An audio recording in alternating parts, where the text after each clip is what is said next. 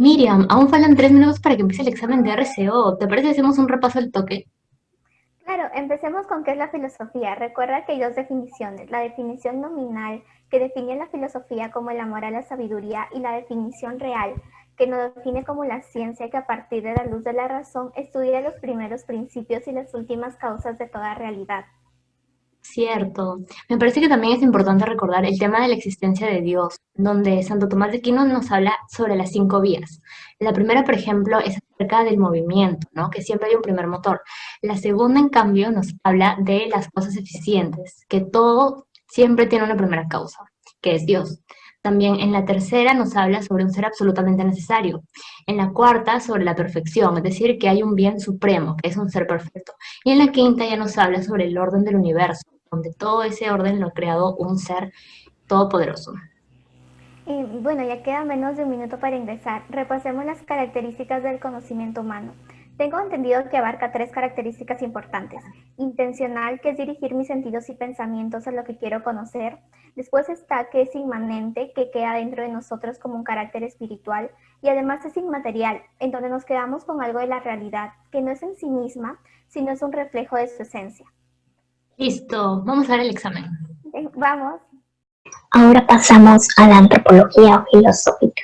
Esta es una rama de la filosofía que estudia la esencia del ser humano y su relación con el bien y la verdad. Responde a las preguntas: ¿qué es el ser humano? ¿Cómo debe comportarse el ser humano? ¿Cómo debe actuar? ¿Qué debe hacer? Y es por eso que sabemos que no existen algunas metodologías que nos expliquen el actuar del ser humano, pero sí podemos tener algunas hipótesis, algunas manifestaciones, unas reflexiones filosóficas que nos constituyan como ser persona. Y esto es parte del estudio de la antropología filosófica. Es por eso que los invitamos a seguir viendo este video, porque vamos a explicar algunos temas, algunas cosas adicionales a lo que es antropología filosófica. La antropología filosófica es el mapa interior del ser humano. Existen 4 etapas de la historia de la antropología. La primera es Aristóteles, gran fundador, con su libro De Anima, donde menciona los tipos de alma: vegetativa, sensitiva y racional. La segunda son los grandes comentadores de Aristóteles: Avicena, Santo Tomás de Aquino y Francisco Suárez. La tercera son los sistematizadores: Christian Wolff con psicología racional. La cuarta etapa es la antropología moderna con Max Scheler, quien renombra la psicología racional como antropología filosófica. La sensibilidad es la capacidad de percibir el mundo que nos rodea.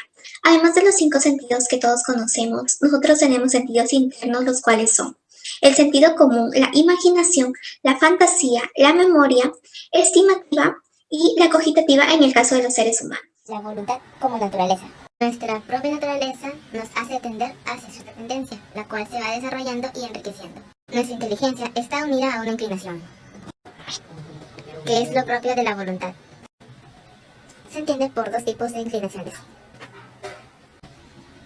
las habituales, que son insertas en nuestra propia personalidad, y las personales, que son las que yo decido con tendencia y deliberadamente algo en concreto. La voluntad como naturaleza ya tiende a ciertas cosas, por lo tanto es espontánea y voluntaria. El acto libre. Lo específico es que si yo quiero algo, primero tengo que haberlo decidido, pensado y luego haber diseñado el acto. Requieren de los siguientes requisitos internos. El primer requisito para el ejercicio de la libertad es el uso de la razón y el conocimiento. La libertad es la capacidad que tenemos de poder autodeterminar. El segundo requisito para que se dé el acto libre es el dominio de sí mismo, que no domine el impulso instintivo ni las pasiones. El tercer requisito es externo y se refiere a la inteligencia o voluntad. Es esencial que debe haber ausencia de violencia, ya que otros no nos pueden privar de nuestra libertad. Tenemos la estructura de los afectos, y entre ellos están las tendencias instintivas, es decir, las inclinaciones que operan en el subconsciente y afloran en la conciencia. Luego tenemos los afectos adquiridos, que son los gustos, aficiones, intereses, aspiraciones e ideales. Y por último tenemos las tendencias innatas espirituales, que son los anhelos o deseos de felicidad, amor, verdad y justicia.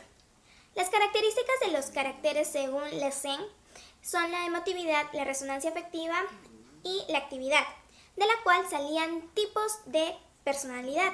Por ejemplo, si tenemos una persona no activa, no emotiva y secundaria, se consideraba que era una persona que no se mueve por nada. Pero si teníamos a una persona activa, emotiva e inmediata, se consideraba sanguinaria. Por último estaban las personas que eran activas, emotivas y secundarias, a las cuales se les consideraba una persona apasionada. El ser humano, como ser social, es un ser relacional. El hombre, entre los animales, tiene el poder de la palabra. El contacto humano no debe ser solo cognoscitivo, sino afectivo. Desde los primeros pasos, cuando somos queridos, amados, enseñados, tratados, hablados, se constituye la conciencia. Por eso se dice que el hombre es dialógico. Los seres humanos estamos capacitados para establecer relaciones humanas. Estamos dotados para entender a los otros y compartir. Hola chicas, ¿qué tal? ¿Cómo están? Hola Lili, hola Diana, ¿qué tal? Antes de ingresar al examen debemos saber ciertos temas, por ejemplo, las etapas de la antropología. Por favor, dinos un resumen. Y algo rápido. La primera etapa es que el ser humano es simplemente superior a los otros seres terrestres. La segunda es que el hombre se advierte a sí mismo como persona, se reconoce. La tercera es la importancia de distinguir entre persona masculina y persona femenina. Y es saber que ellos se llegan a complementar hasta llegar a la plenitud. Y la última es que empieza a haber un no reconocimiento de la persona por sí mismo y empieza a crear lo que a él mejor le parece. Ahora, Cintia, cuéntanos un poco más acerca de la persona. Pues entre hombre y la definición de persona hay una diferencia entre esos dos. Y eso depende de dos propiedades distintas. Primero, que es lo designado, que es lo indicado, señalado, y lo segundo, que es lo connotado, que es lo que se acentúa, lo que se subraya, marcando la diferencia. Entonces, la definición de hombre es que es un modo de ser, un tipo de naturaleza con características que tiene un ser, y persona nos indica un grado de ser. Se refiere a un grado supremo o superior a la jerarquía de lo real. Esto quiere decir que es insustituible, es única, es irrepetible. Chicas, también hay que recordar el concepto de dignidad humana, que es un valor absoluto, y hay 3 tipos de bienes. Lo digno, que es independiente, valioso en sí, al margen de todo, excepto de su propio ser. Lo agradable, que es el placer, la satisfacción, y tiene un valor en sí, mas no fuera. Y por último, lo útil, que tiene un valor instrumental. ¿Y saben qué es lo digno por excelencia? No, dínoslo. Bueno, es la persona, y ni su valor ni mi actitud dependen de. Ya estamos ready, chicas. Ya estamos listas. De la antropología filosófica. Es importante poner al ser humano en el centro de la operación, ya que es origen y finalidad. Sin embargo, existe un lado desatendido del ser humano, problemas que necesitan un conocimiento profundo del alma humana. Ahora hablaremos de la vida. La vida es un elemento fundamental que tiene una cierta tendencia a hablarse de manera biológica, como un sistema complejo con ciertas funciones que componen un todo. Pero sabemos que no es así, porque vida es más allá que un componente biológico, sino que es la biografía de una persona, la historia de aquella persona. La evolución, pues bien, es aceptada en muchas religiones como se dice que es un proceso lineal, pero no es así, porque existen diferentes tipos de mutaciones genéticas. Si tuviéramos que representar al hombre, no sería de manera secuencial, sino más bien como un árbol con sus ramas, y que en cada rama exista un tipo diferente de genes mutados. Somos producto de la evolución. ¿Cómo surgen las especies? Antes de Darwin, hay una teoría de Lamarck llamada adaptacionismo, que nos dice que las especies cambian porque se ven obligadas a ir evolucionando. La tesis fuerte es la de Darwin, y nos explica el origen de las especies. Los animales evolucionan por un proceso de selección natural y se apoya en 3 principios. Superfecundidad. Tienden a reproducir más especies. Variabilidad. Las variaciones dependen de la geografía y herencia. Los caracteres se heredan y se mantienen en los descendientes. Las variaciones favorables se transmiten en los descendientes, heredan los caracteres más importantes para la sobrevivencia y solo sobreviven los más aptos. Sin embargo, la tesis de Darwin presenta algunos problemas: ausencia de perfección esperado, ausencia de formas intermediarias, enigma, órganos complejos y competencia. Luego, la teoría de Darwin fue reformulada y dio lugar a la posición neodarwinismo, el cual es una teoría sintética de la evolución. La variabilidad de genoma, nuestros genes son mutaciones y es más apto quien tiene mayor capacidad de reproducción. Sin embargo, hay una controversia matemático-estadística, ya que desde este campo no es probable, no da tiempo para toda esa evolución. Entonces, el neodarwinismo no es una teoría científica según Popper, ya que no es falsable. Se establecen unos principios y se explican para que encajen sí o sí. El origen de la vida. Teoría del creacionismo. Es un conjunto de creencias que postula que el universo, la Tierra y la vida fue creada por un ser divino o de inteligencia superior. Nacen dos vertientes. Primero, el creacionismo religioso. La vida se dio por creación divina, surgidos de un ser omnipotente. Segundo, la creación por inteligencia superior. Apoyan el diseño inteligente que rechaza la idea de que solo las leyes naturales o azar pueden explicar el origen de la vida. Rechaza toda interpretación religiosa y defiende que ciertas características de los seres vivos se explican por causa inteligente. Teoría de la generación espontánea. Había un principio vital que hacía que los seres vivos surjan espontáneamente de la materia. John Needham afirma que las personas no creían que algo tan complejo como la vida surja de la materia inerte. Teoría de biogénesis. Hecha por tierra la teoría de la generación espontánea. Esta afirma que un ser vivo proviene de otro ser vivo preexistente. Teoría de panspermia. Spencer Arrhenius postuló que la vida es eterna en el universo y se transmite de un planeta a otro en forma de esporas impulsadas por presión de luz o radiación. Panspermia. Pan significa todo. Esperma, semilla. No todos los seres vivos son de la Tierra. Algunos han llegado en meteoritos o por meteoritos. Teoría quimiosintética. Proceso de evolución química dado por el origen de la vida. Las moléculas orgánicas podían formarse con gases de la atmósfera. Esta teoría actualmente es la más aceptada por los científicos. Explica el origen de la vida a partir de la evolución química y de los fenómenos físicos de la materia. Niveles de la vida. ¿Cuál es la diferencia entre la planta y el animal? Formas diferentes de adquirir su alimento. Pues los animales suelen ser carnívoros, herbívoros. En cambio, las plantas producen su propio alimento. La capacidad de movimiento necesita movilizarse para conseguir alimento y vivienda. En cambio, las plantas no se pueden desplazar. Los animales por su crecimiento. Esta es de forma limitada. En cambio, las plantas pueden tener crecimiento ilimitado. Forma de reproducción. Los animales se reproducen de forma sexual, donde necesitan dos seres de la misma especie. En las plantas, la mayoría de ellas pueden reproducirse sin necesidad de fusionar las células sexuales. El ser humano es el objeto de estudio central para la filosofía, particularmente para la ética.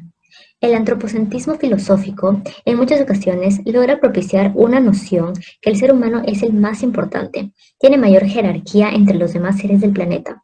Todos los demás seres vivos están de medios para que el ser humano disponga de ellos como mejor les parezca.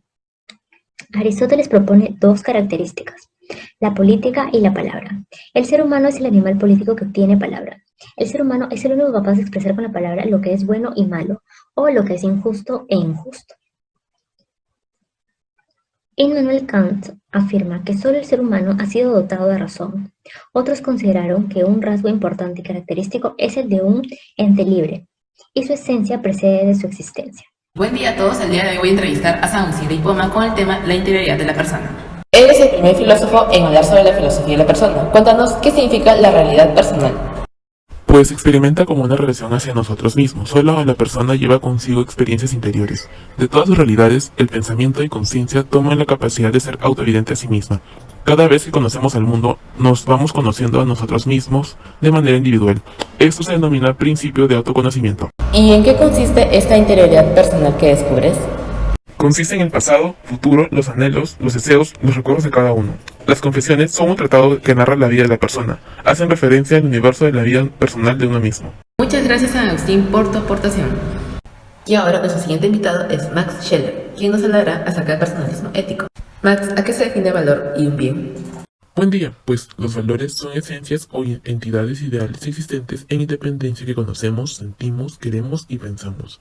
El bien es el depositario del valor. Por ejemplo, en un juicio, un juez dicta prisión preventiva a un acusado por delito de asesinato a una persona habiendo pruebas que lo determinen.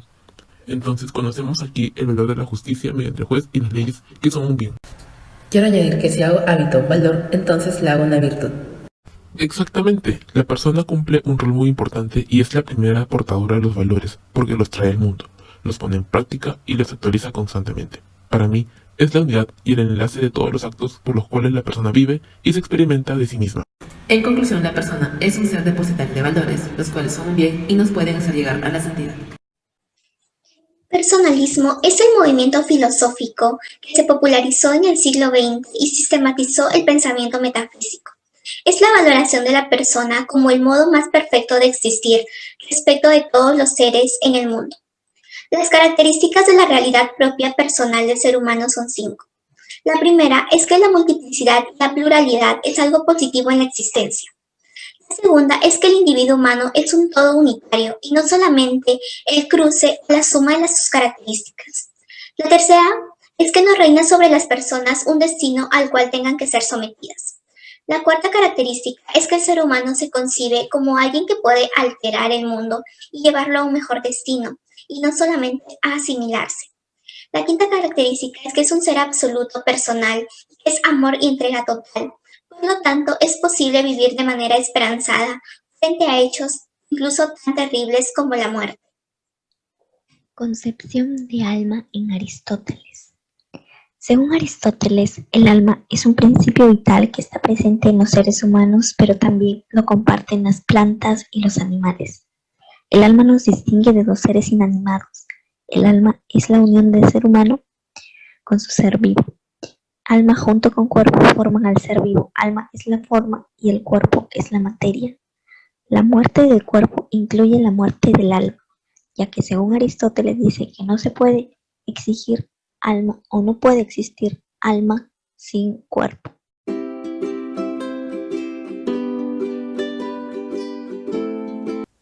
¿Qué es la antropología? Es el estudio profundo del ser humano.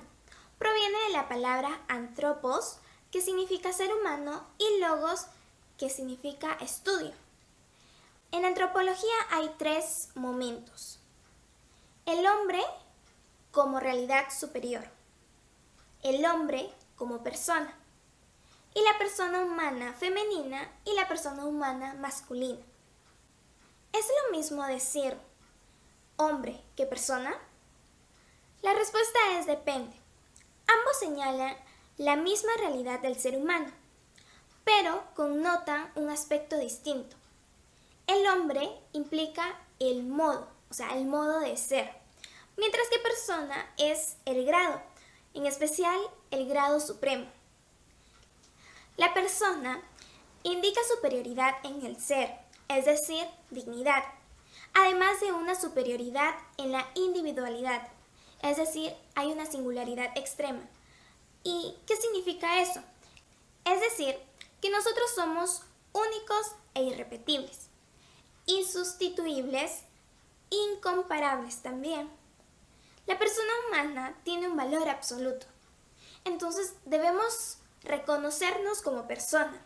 Cualquier realidad merece un respeto proporcional a su grandeza propia en el ser. Nunca existe un motivo proporcionado para dañar a la persona.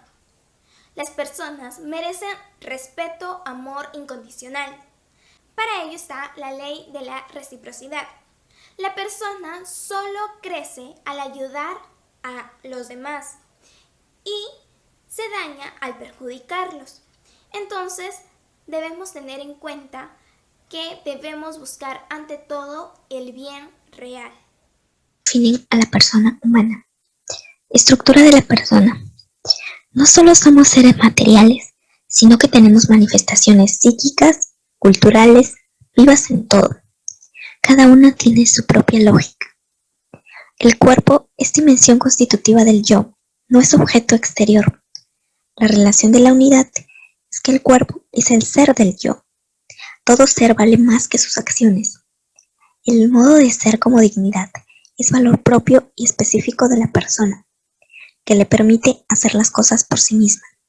La libertad exige la dignidad y a la raíz de esta es la libertad, que es el ámbito de hacer y lo que destacamos.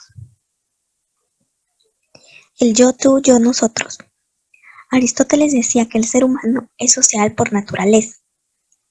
Es natural relacionarnos con otros porque nos hacen falta, por necesidades que nos relacionamos. Existe un vínculo entre tú y yo. Lo común de la naturaleza humana radica en la plenitud del ser humano. Constitución moral de la persona. La vida moral es más humana, la que nos distingue de otras. Hay un nuevo ámbito de relación y esta es la vida moral. No somos uno en nuestra intimidad, sino que hay diferentes instintos. Su propia acción es la voluntad libre. ¿Qué es la voluntad libre? Es la capacidad del ser humano para autogobernarse, es decir, decidir los fines de su acción, para sopesar los medios y alcanzar esos. Una vez encontrados, somos nosotros los que decidamos qué procede y qué hay que hacer. Su objeto es lo que pretendemos y los medios a través de los cuales vamos a lograr lo que queremos. La persona y dignidad humana. Las personas somos más que cosas. La noción de experiencia es la que tenemos cuando nos abrimos a la realidad de la verdad, cuando no juzgamos a priori, es decir, nos abrimos a la totalidad de las cosas. El yo es el que me permite tomar decisiones y su experiencia es indudable. Principales características de la persona humana: interioridad, incomunicabilidad, absolutez, trascendencia vertical y dignidad. No se refiere a nada abstracto, sino que define dimensiones de nuestro ser, nuestro modo de existir desde dentro de nuestra conciencia, mundo interior. El cuerpo como manifestación de persona. 3 grandes posiciones del cuerpo. 1. Todo se reduce a un soporte neurofisiológico. 2. Teoría de budismo. Lo más propiamente humano es la mente y el cuerpo pertenece a la mente. Y el psíquico, factor integrador del cuerpo. La persona es cuerpo. Mi persona se manifiesta a mi cuerpo. La inteligencia. Según los diferentes tipos de actos, descubrimos diferentes tipos de capacidades. Entre ellas está la sensibilidad y la afectividad. En los animales, la sensibilidad es transmitida por los olores que ellos perciben, siendo algo bueno o malo. Para el ser humano, es una cualidad cogitativa, que juzga lo que está pasando, analiza el qué pasa. Además, la afectividad es la reacción afectiva ante el conocimiento sensorial. Vamos a hablar ahora de 3 acciones que suceden. Primero, la simple apreciación. Consiste en manejar conceptos, ideas, en la comprensión de estas ideas y en crear nociones. Ejemplo, un vocabulario nuevo. La segunda acción es la proposición o juicio. Es la relación, comparación y unión entre conceptos y se da por analizar y por ende crear conclusiones, como proposiciones o juicios. La tercera acción es el razonamiento. El ser humano puede deducir, razonar, encadenando proposiciones. Además, el ser humano puede percibir qué le pasa a las personas. Esta es la inteligencia interpersonal. El ser humano tiene la capacidad de razonar lo espacial. Esta es la inteligencia espacial. Tiene la capacidad de identificar modelos matemáticos, es decir, inteligencia matemática. Tiene la capacidad para apreciar, discriminar, transformar y expresar formas musicales. Esta sería la inteligencia musical. La sensibilidad. La sensibilidad es la capacidad de percibir algo. Esta puede ser deseable si es un placer o indeseable si es un dolor, causando una reacción en uno mismo. El esquema de las pasiones. Este se clasifica en 2 áreas, el apetito concupiscible y el apetito irascible. El apetito concupiscible abarca la valoración.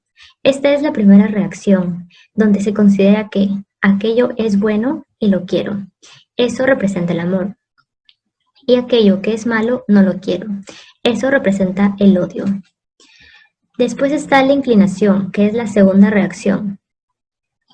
Es el deseo, en el cual la inteligencia me ayuda a guiarme, pero no uso el instinto, sino la razón. Por lo tanto, en el otro lado está la huida, y eso lo consideramos no bueno. Por último está el estado final, que consiste en que cuando he conseguido el bien que he deseado, me produce alegría, y cuando me ha venido un mal o he perdido un bien, me produce tristeza. El apetito irascible. Las pasiones son sentidas. Naturalmente, la cantidad de alegría conlleva la cantidad de bienes alcanzados. Primero, aparece una cierta inquietud. Esta es la esperanza. Segundo, armarse de valor, prepararse. Esta es la audacia. Tercero, perder el bien nos genera miedo. Cuarto, si se obtiene la victoria y consigo lo que deseo, nos transmite alegría. Quinto, si no venzo, descargo fuerza en algo. El mal que he recibido o el bien que he perdido es la ira o la desesperación. La libertad debe de seguir unas normas, pues este conjunto de normas llamaremos ética. ¿Cómo se relaciona la libertad con la ética? Pues la propiedad de hacer uso de la voluntad para llegar a un fin que nos autodetermina para lograr algo. Esto llamamos libertad. La libertad siempre debe de unirse con la ética, pues lograremos un fin o un bien, pero seguida de un conjunto de reglas para obtener este bien. Esto permite al ser humano que pueda perfeccionarse. El hogar. Lo habitamos con los seres queridos. La primera oportunidad del hogar es la familia, y esta es el núcleo de la sociedad. No deberá perder su solidez. La sociedad debe proteger a su familia, y la destrucción de esta solo lleva a la destrucción de la sociedad.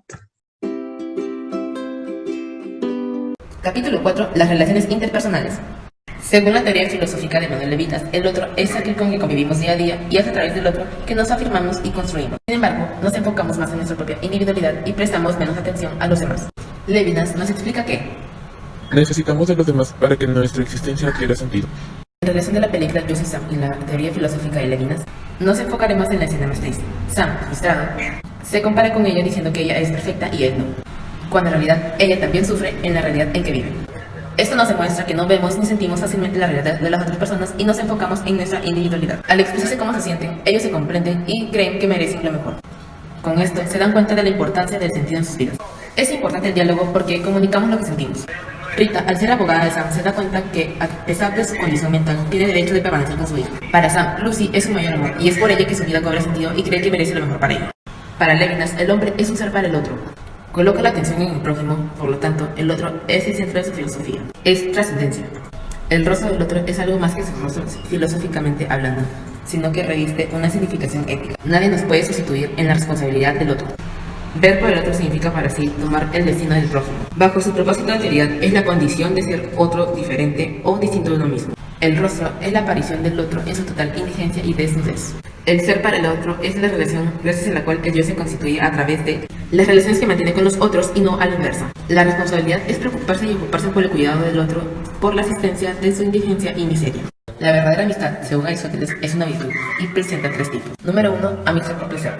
Es el placer que vas a hacer con el otro. Una vez que acaba ese placer, se acaba la amistad. 2, amistad por interés. Se busca el interés y uso mutuo. Se acaba cuando el interés termina. Número 3, amistad virtuosa. Busca al amigo y también su bien, e incluso imite lo bueno que tiene el otro. A continuación analizaremos una escena, una amistad de la película El Padrino. Podemos clasificar que la amistad de Busanera hacia Don Corleone es una amistad por interés. Sin embargo, este le comenta que es una falta de respeto hacia el concepto de amistad que tienen entre los dos, porque Don Corleone quería una amistad virtuosa. Alan Lee presenta 6 tipos de amor. Entre los primarios tenemos Ludus, amor como juego, Eros, amor erótico, y Estage, amor familiar. En los secundarios tenemos Manía, amor obsesivo, Pragma, amor duradero, y Ágape, amor desinteresado. En Regina Geigels muestra hacia Greta un amor Ludus porque la engañó con otra chica, y Greta hacia Dave muestra un amor Pragma. En La La La La Land, Mia y Sebastián muestran un amor Pragma. En Once se muestra un amor Ágape, porque los dos se apoyan para ser felices. En Sing Street muestran un amor Pragma y Ágape, ya que tienen sus expectativas claras en la relación y valoran sus intereses y emociones como grupo de amigos. El conocimiento es análogo, es decir, se da de muchas maneras. Se da en grados o niveles y presenta dos modalidades. Uno, conocimiento sensible, que se da a través de sentidos y se versa sobre objetos particulares. Y dos, conocimiento intelectual, que versa sobre objetos universales y abstractos. Inteligencia. Todo conocimiento humano es una interacción entre conocimiento sensible e intelectual. La verdad es análoga. El hombre que vive en la verdad vive libremente. Presenta dos maneras de entender. Uno, la verdad ontológica, lo que las cosas son, y dos, la verdad lógica, que es la adecuación de la inteligencia a lo que las cosas son. Es decir, cuando la inteligencia reconoce con justicia la realidad. La relación entre libertad y voluntad es que se da un acto voluntario libre, y se considera libre si hubo pleno consentimiento o voluntad. Así es como la persona es dueña de sus actos. ¿Cómo decido libremente? Pues depende de dos factores. Uno, pleno conocimiento y pleno consentimiento, y dos, tres componentes, que son el objeto, las circunstancias y el fin. La voluntad es la facultad superior del ser humano de gobernar sus actos, decidir con libertad y optar por una determinada conducta. Lo que quiere lograr la voluntad es siempre el bien. La estructura del acto voluntario libre son: 1. Aprehensión intelectual, que es la concepción del objeto. 2. La complacencia. 3. Examen. 4. La intención. 5. Buscar los medios. 6. Consentimiento. 7. Deliberación. 8. Elección. 9. Mandato. 10. Uso activo de la libertad. 11. Ejecución. Y 12. Fruición. Cuando la inteligencia reconoce un bien como bueno, se lo presenta a la voluntad, y este elige si es que quiere alcanzarlo o no. La benevolencia es un modo propio del humano de comportarse. Es ser nosotros mismos para prestar nuestra ayuda y asentimiento a quien nos necesite, a lo real para que alcance su fin. Es la actitud más digna y moral del hombre. Ser varón y ser mujer. Las diferencias se ven determinadas por el dimorfismo sexual del cerebro. Esto comienza desde que somos concebidos. 2 cromosomas X determina a las mujeres, mientras que un cromosoma X y un cromosoma Y determina a los varones. Esto genera cambios y ciertas características, como lo son los órganos sexuales, que es lo primero que se diferencia. La definición de la sexualidad humana. La condición de varón y mujer es imprescindible para que un humano crezca y alcance la plenitud. Esto se ve reflejado en el matrimonio, donde tanto con varón como mujer se complementan mutuamente. La sexualidad es el medio maravilloso para que el amor sea fecundo. La unión íntima es una expresión de amor completo y maravilloso. Un amor que implica cuerpo y alma y que consigue la mayor unidad entre quienes se aman, que es lo que el amor siempre procura, sin perder la individualidad propia de cada uno. La sexualidad, si se desliga del amor, destruye, porque por naturaleza es una manifestación que expresa y completa el amor del ser humano. Orgullo y prejuicio de Jane Austen. No se preocupen que no vamos a spoilear, así que tranquilos, pero sí se les recomendamos ver porque no se van a arrepentir de verdad.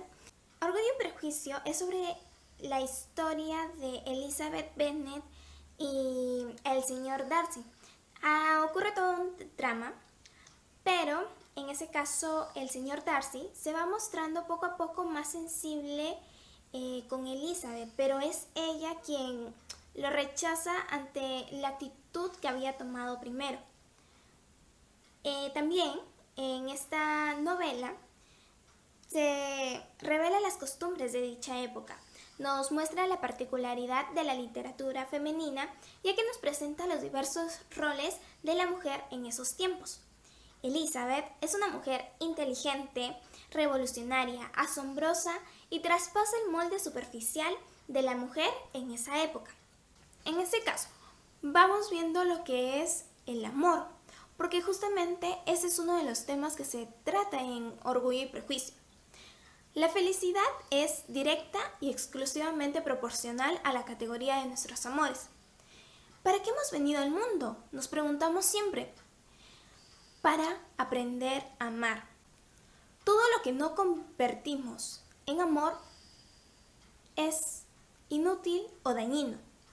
Los objetivos de nuestra existencia son amar más y mejor a quienes tenemos que amar y convertir en amor todo lo legítimo que hacemos. Amar es siempre facilitar el amor. Con los hijos, educar es enseñar a amar. No se educa con palabras, sino con gestos hacia o entre ellos. Por ejemplo, si nuestro hijo se va de excursión y regresa, no debemos preguntarle primero cómo les fue, sino cómo le fue a su amigo, por lo que estamos introduciendo una dinámica de estar atento a los demás. También se educa a través con los gestos entre nosotros, su primer y principal modelo. Y en el matrimonio, ¿cuál es el mejor modo de amar? La respuesta es ser muy amables. Muchos de nosotros tienen una idea errónea del concepto de amantes, pero amantes son los que se aman. En un video hay un grupo de jóvenes que completan una frase. Empiezan con quiero hacer el amor contigo pero antes. Muchos de ellos dicen tener una canción favorita, bailar con la persona, conocer sus preocupaciones y sus sueños, hacerla feliz, quieren su vida con la otra persona, eso es lo que ellos quieren. Entonces, esperar es amar también. Esperar es apasionante y vale la pena.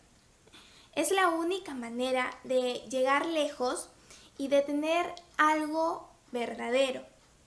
Es abrazar el alma a través del cuerpo.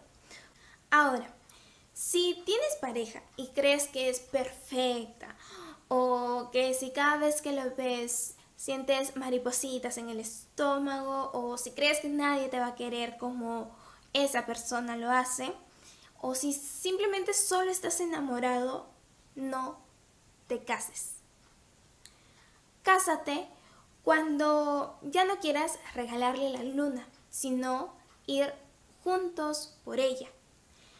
Cuando comprendas que no es un trofeo el que has ganado, sino un regalo que has de cuidar. Cuando aceptes su pasado, su presente como un regalo y su futuro como una oportunidad de hacerla feliz. En ese momento, cásate. El amor es paciente, comprensivo, amable, respetuoso, no tiene límites, no es egoísta ni es presumido. Para poder amar a alguien, el primer paso es amarse a uno mismo. Si hay algo de tu físico que no te gusta, abre los ojos, de verdad. Luego teníamos también a un grupo de novios que estaban próximos a casarse y les hicieron la pregunta de cuál era la mejor lista para su boda. Ellos respondían el banquete, orquesta en vivo, lo que es el vestido, maquillaje, fotos, buffet, la luna de miel. Entonces se les hacía la pregunta de que, qué pasara si no llegaran invitados o si no hubiera luna de miel, si los de la orquesta les cancelara. Esas situaciones, o sea, si es que sucedía algo que interrumpía eso, si es que ellos igual se casaban, entonces ellos decían que sí. La última pregunta fue un poco más, no fue nada de lo material ni nada de ello, sino que les dijeron de que si ellos sabían de que su pareja no podía tener hijos, igual se casaría. Entonces todos se quedaron pensando. Hay algunas que sí se lo habían planteado desde antes, pero era, digamos que la pregunta que más les tocó, se puede decir. Pero igual, a pesar de ello, cada uno dijo que sí, que igual aceptaba casarse con esa persona porque querían luchar, compartir todos los momentos y sabían de que era un compromiso lo del matrimonio. Entonces, viendo eso, nos preguntamos, ¿cuáles son las alianzas de oro?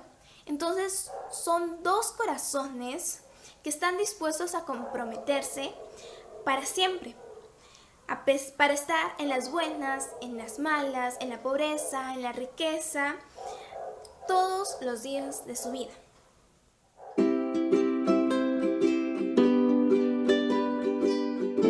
el bienestar como fin de la economía. Aristóteles decía que lo más propio del ser humano es el conocimiento. La perfección es ser miembro de la sociedad. El hombre es el único que debe trabajar. La economía es el conjunto de normas, reglas que hay que seguir para construir el hogar. Su objeto de estudio son las personas y su bienestar. Utiliza los medios para satisfacer sus necesidades mediante los recursos disponibles. Existen dos enfoques de la economía, la microeconomía y la macroeconomía. Ahora pasamos a riqueza, pobreza e igualdad. La riqueza, la crematística es la técnica de adquirir riqueza, es decir, tener a la mano muchos medios. Uno de ellos es el dinero, que es un medio de intercambio. Para Aristóteles, el hombre es el encargado de la crematística. El patrimonio es el conjunto de bienes que no se gasta con el fruto. El dinero no forma parte del patrimonio, porque el dinero da intereses, mas no frutos. La pobreza es la privación de muchas áreas, es la falta de poder de tomar decisiones. Está vinculada a la incapacidad de desarrollo como personas, con derechos limitados y afecta la dignidad de ellas. Es también parte de la población que no tiene facilidades otorgados como recursos sociales, materiales y espirituales. La igualdad se refiere a los mismos derechos y obligaciones para todas las personas, sin discriminaciones por raza, orientación e identidad sexual, ni estrato social. Diversidad, en cambio, se refiere a los diferentes tipos de personas que podemos encontrar a la abundancia, a la variedad que existe dentro de la categoría humana. Lo que buscamos es que haya igualdad para toda la diversidad de personas que existen. Nadie es más que nadie. Por último, las fuentes de la riqueza. Por fuente de riqueza entendemos el lugar en donde se producen los hechos generados de los tributos, es decir, el sitio donde el sujeto pasivo recibe y percibe el ingreso, rendimiento o utilidad, grabados por la ley tributaria. 2. El capital intelectual. Una nueva fuente de creación de riqueza está en la organización. El intercambio es el que produce riqueza. Cuando éste se agota, solo queda pobreza. Y el crear o participar de una empresa emergente es una de las fuentes de la riqueza. El ahorro, es decir, no gastar el dinero de hoy y guardarlo con el fin de utilizarlo mañana. Y surge generalmente como respuesta a un instintivo que se llama meta de objetivo. Para ahorrar es importante fijar una meta, considerar todos los ingresos fijos y variables y separar un porcentaje determinado de los ingresos que será nuestro ahorro. Considerar todos los gastos fijos y variables. Propiedad privada, según Aristóteles, surgió de manera espontánea a lo largo de la historia de la humanidad. En aquel entonces, Aristóteles dijo: Defiendo la propiedad privada porque es mucho más productiva y facilita el progreso. Los bienes poseídos en común no se cuidan, mientras que un bien privado uno mismo lo cuida. Para Aristóteles, el comunismo es el conflicto constante. Sin embargo, Platón piensa que el comunismo acaba con la envidia. Intercambio y valor. Aristóteles dice: la valoración de bienes es primordial para el intercambio justo de objetos. La gente intercambia cosas porque da más valor a lo que quiere conseguir. Un bien con muchas posibilidades de uso es más valorado que un bien con un uso más específico. El bien mayor es aquel cuya pérdida nos perjudica más. El consumismo abarca 1. La renovación constante del producto, 2. La obsolescencia programada y 3. La experiencia de compra en el producto. ¿Por qué no nos hace feliz el consumismo? 1. Porque la felicidad no depende de las cosas que poseemos, y 2. Porque sientes que podrías haber hecho un mejor uso del dinero. Una solución es el minimalismo, que se trata de comprar menos, pero que sean de calidad los productos. Y lo segundo es que hay que apreciar los elementos más importantes que lo material. El consumidor, caracterizado por un nivel de vida reservado a una minoría. Por lo tanto, su consumo destruye al ecosistema del planeta. El consumo responsable respeta los recursos y a sus congéneres. Si se generaliza, todos podríamos disfrutarla de forma equitativa. El hombre es capaz de cambiar su propio destino. La propiedad es el derecho que una persona tiene. Es un uso exclusivo. El ahorro es la última instancia de la fuente de financiación de la inversión. La inversión debe encontrar una fuente de financiación que se logra mediante el ahorro de la propia entidad. La democracia es la forma de gobierno en la que el poder político es ejercido por los ciudadanos o por sus representantes, practicando la igualdad de los derechos individuales, con independencia de etnias, sexos, credos religiosos, etc.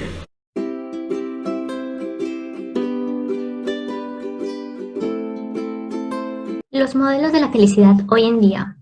La felicidad es todo lo que esperamos, aún así sin saberlo. Es la sensación de bienestar y realización que uno toma cuando alcanza sus metas, deseos o propósitos. Para aspirar a ella, lo primero es no permanecer en un estado de pobreza extrema, ya sea mental o física. Debemos de tener en cuenta los elementos de una vida buena. Estos son el saber y la virtud, que son pasiones humanas más altas y enriquecedoras que transforman al propio hombre y lo llevan a su realización como persona. Otro elemento importante es la condición material que nos permite estar bien aquí en la Tierra. Hay muchos modelos de felicidad, entre ellos está el nihilismo, que consiste en que la vida carece de sentido. Carpe diem, que consiste en aprovechar el momento y disfrutar del día. La postura pragmática, el interés. La postura contemporánea, el bienestar, que dice que la felicidad es la ausencia de dolor. Y por último, el poder del dinero, que dice que tener dinero es tener más bienes y por lo tanto la satisfacción por ellos. A continuación pasaremos a decir que la felicidad no puede perseguirse como objeto directo, sino que llega a producirse cuando no es buscada. Cuanto más buscada sea la felicidad, más se suele perder. Entonces, ¿podemos decir que tenemos derecho a ser feliz? Bueno, cuando no lo somos, a veces nos sentimos con cierto dolor y frustración, nos enfadamos con todos y creemos que es el fin. Sin embargo, hay un secreto muy importante y este es que el amor, que dura y nunca se desgasta, ese nos permite ser felices. Es decir, que la calidad de nuestras acciones deben estar llenas de amor. No querer ser feliz por uno mismo, sino querer ser bueno, y esa bondad nos llevará a ser felices.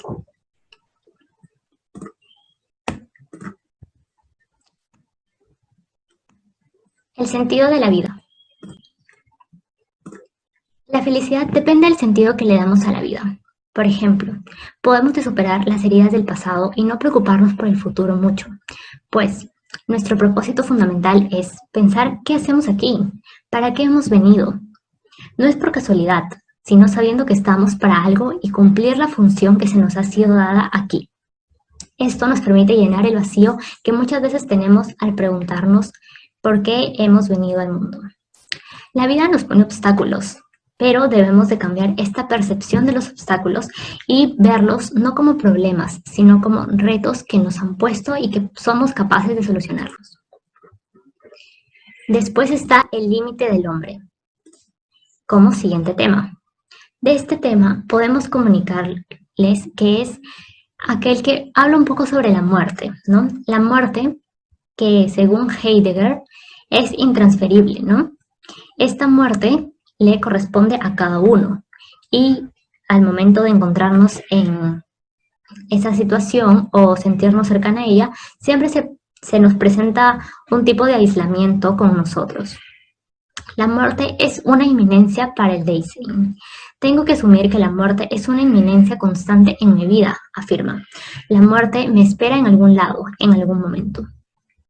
Por lo tanto, Dasein piensa que la muerte es inminente y cabe en la existencia de toda persona. El hombre doliente. El dolor y el sufrimiento acompañan la existencia de las personas. La persona se pone delante de algo que surge en su vida y si es no querido y no deseado, le suele ocasionar un dolor. La diferencia entre dolor y sufrimiento es que el dolor es la experiencia física y biológica donde ciertos receptores nos invitan a alejarnos de este. El sufrimiento es la experiencia propiamente humana y nos ayuda a entender qué es lo que causa este dolor. El dolor es vivido por todo el cuerpo humano y este hace un esfuerzo para encontrar su origen y su destino final. Aquí el sufrimiento empieza a adquirir sentido. Negar el dolor es más dañino que el dolor en sí. Aunque todos quieren siempre tener bienestar, alejarse de él impide conectarnos de forma más íntima con nosotros. Hay dos tipos de malestar, el malestar primario y el malestar secundario. El malestar primario se deriva de las experiencias desagradables en sí. En cambio, el malestar secundario son las reacciones de malas experiencias que hemos tenido. El segundo malestar es el más dañino y se llama sufrimiento. Se puede evitar solamente aceptando el dolor. El dolor es inevitable, pero el sufrimiento es opcional. El destino del hombre. Según Aristóteles, la finalidad del ser humano en el mundo es la felicidad. Para él, la ética es una reflexión sobre la acción humana en búsqueda de la libertad. Debemos desarrollar la virtud. Esta nos da la fuerza frente a la debilidad que es el vicio. Además, la virtud aumenta la capacidad para alcanzar la felicidad. El ocultamiento de Dios ha sido dado por la mala impresión de que vivimos en un mundo ateo e irreligioso. Dentro de sus causas está el cristianismo reformado protestante, que llevó a cabo una drástica reducción de la dimensión externa de la religión cristiana. La ciencia moderna domina. Lo que antes era el escenario de divinidad pasa a ser el escenario que desentraña la esencia del mundo mediante la técnica, convirtiéndolo en su capacidad transformadora, industrial y mercantil. La edad moderna ha traído cambios al momento de concebir la vida social. Se ha dejado llevar por el individualismo. La religión y los valores culturales. Actuar con benevolencia es fundamental. Eso nos lleva también a respetar la obra creadora de Dios absoluto. El hombre tiene como fin perfeccionar al máximo sus capacidades, la inteligencia y la voluntad. El hombre quiere alcanzar la verdad y el bien. El amor es más fuerte que la muerte y más que el obstáculo del sufrimiento. Sin embargo, después de la muerte y la resurrección, el cuerpo, el alma y la persona se verán liberados del mal, del dolor y del sufrimiento. Entonces encontrarán el sumo bien. Solo la religión da ese verdadero consuelo y explicaciones del dolor, del sufrimiento y tanto sí como del fracaso. La desaparición de las personas religiosas de la escena pública tiende a debilitar los valores morales de una sociedad. Las instituciones adecuadas para ser tutores de la moralidad son la familia y las instituciones religiosas. Estos dos nos transmiten valores morales tradicionales. La religión hace más feliz al hombre porque le enseña a tener optimismo y esperanza. Le enseña a tomarse esta vida como algo que no es lo único y más serio que poseemos. La posmodernidad va bien desde los años 70 y se va expandiendo lentamente por todo el mundo. Aquí los grandes relatos, aquellas grandes ideas que motivaban y enfocaban a la civilización a ciertos caminos, han perdido credibilidad y son vistas como mitos fallidos, como visiones engañosas o inventadas. Podemos poner como ejemplo al cristianismo, capitalismo o comunismo. ¿La realidad es ofensiva? Sí, la realidad es ofensiva. Sin embargo, existe la idea de que algo ofensivo es muy extraño y que todo se puede solucionar con facilidad, censurándolo, mostrándonos ofendidos o rediseñarlo en películas, animes y otras cosas más. Madurar en una sociedad infantilizada. Crecer es inevitable, sin embargo, madurar es más difícil. Los adultos de la década actual y futuras afrontan nuevos retos, entre ellos un fenómeno social bastante dramático y en expansión, la infantilización de la sociedad. Es el momento en el cual la madurez es temida y rechazada como si fuera algo anacrónico, algo de tiempos pasados, a tal punto de que si se demuestras estos caracteres, eres un retrógrado. La ignorancia es felicidad. La ignorancia no es una bendición, es un elemento que en exceso malogra todo lo con lo que se relaciona. El conocimiento, sin embargo, es poder, es posibilidad y a la vez es un puente a más conocimiento. La agonía del amor. La tecnología ha cambiado mucho las relaciones humanas, pues para el amor ya no es necesario relacionarse con alguien. Basta encontrar algo que pueda reflejarnos y reafirmarnos. Para muchos, la única compañía viene en una pantalla. Incluso algunos eligen amar a los animales. La soledad de estar siempre conectado. Hoy estamos prácticamente todo el tiempo conectados, pero ¿esto significa realmente que estamos acompañados? Pues no. En la antigüedad los humanos dependían mucho uno de los otros, pero con el desarrollo de la tecnología se fueron cubriendo tareas y necesidades comunes, creando así la posibilidad de estar en verdad solos. La mentira de la tolerancia. En la sociedad actual, lo que reina no es la tolerancia. Por el contrario, es una sociedad bastante intolerante que por tener espacios de tolerancia forzada, se crea abierta, diversa e inclusiva. Karl Popper dice, el nombre de la tolerancia no se debe tolerar a los intolerantes. Esto puede funcionar en un mundo con autoridad suprema y unificada, ya que la tolerancia es soberbia y arrogante. El camino del héroe. ¿Qué es un héroe? Un héroe es una persona que realiza una acción abnegada en beneficio de una causa noble. ¿Cuáles son sus características? Sus características son que nos identificamos con su historia, nos muestran el camino hacia la madurez, actúan y enfrentan la muerte.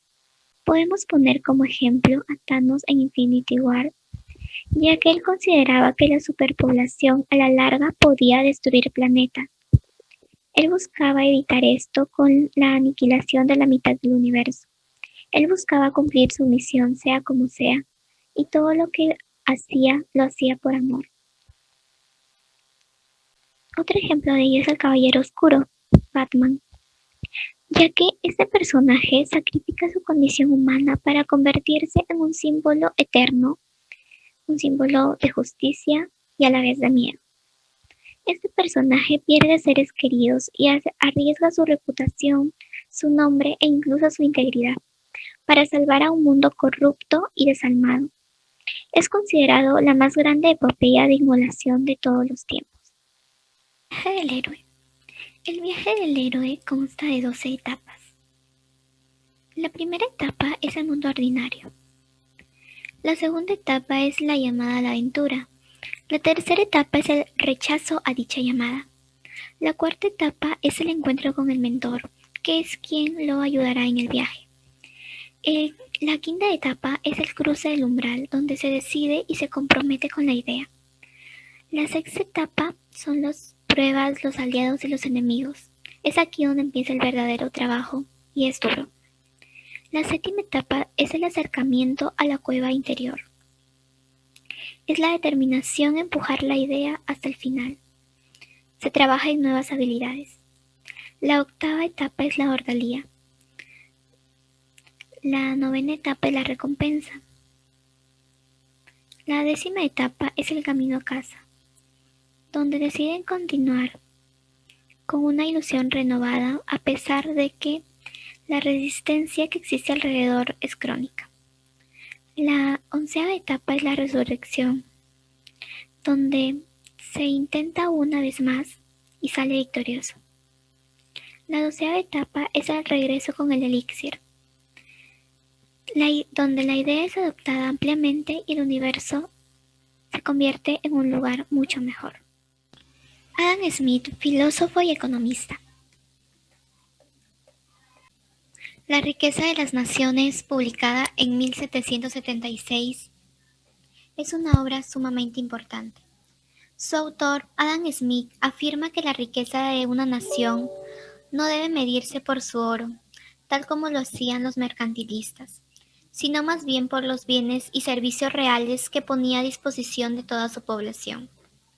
Para Smith, el progreso de una sociedad se alcanza a través de la libertad económica, postura contraria al predominante mercantilismo que propone que el control gubernamental en todos los aspectos del comercio y la creación de privilegios, monopolios y barreras al comercio. La teoría de los sentimientos morales. Smith definió que al hombre no solo lo motiva el egoísmo, sino también un sentimiento opuesto llamado simpatía.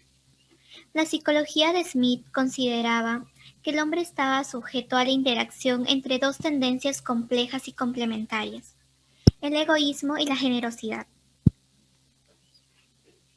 La mano invisible. Es el término o metáfora con el que expresó la capacidad autorreguladora del libre mercado. Es una ilustración de cómo la ley de oferta y demanda benefician al conjunto de la sociedad de manera indirecta.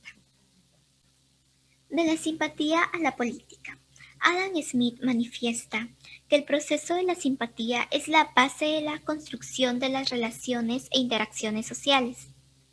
La simpatía es un proceso de inclusión del que surgen las reglas del comportamiento y justicia, e importancia de comprender la comunicación humana, pues a través de esta y la persuasión que los seres humanos hacen sus negociaciones.